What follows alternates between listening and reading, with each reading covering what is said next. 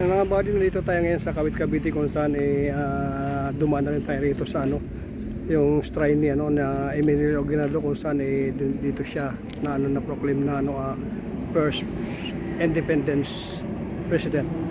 Ayan, papakita ko sa inyo rito yung Puerto Bali. Nasa car park tayo ngayon ng shrine, at papakita ko sa inyo yung ayan yung harapan na yan makikita nyo, diba yan, may plug dyan dyan yan yung plug sa bintana nilabas. Ayan, ikot tayo doon sa kabila at para mapakita natin sa inyo yung pinaka sentro dito.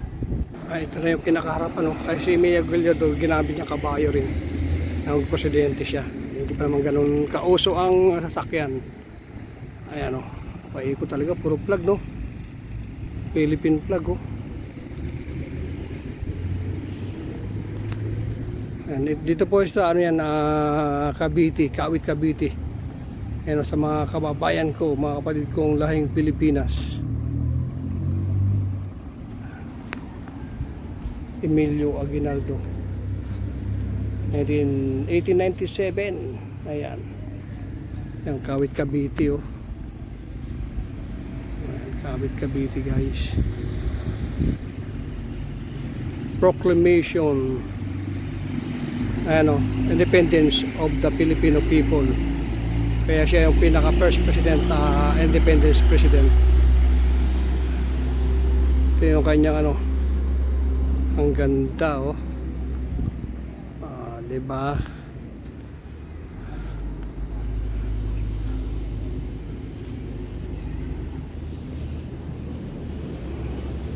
Sentro niya ang ganda niya.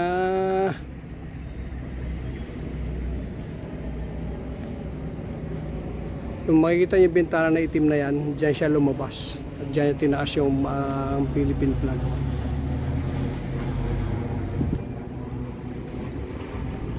Ito yung paikot niyo.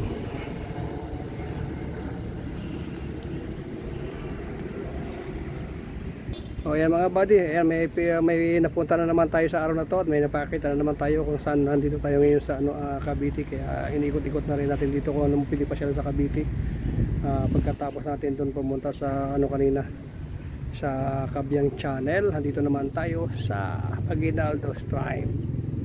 Ayan, ang ganda diba?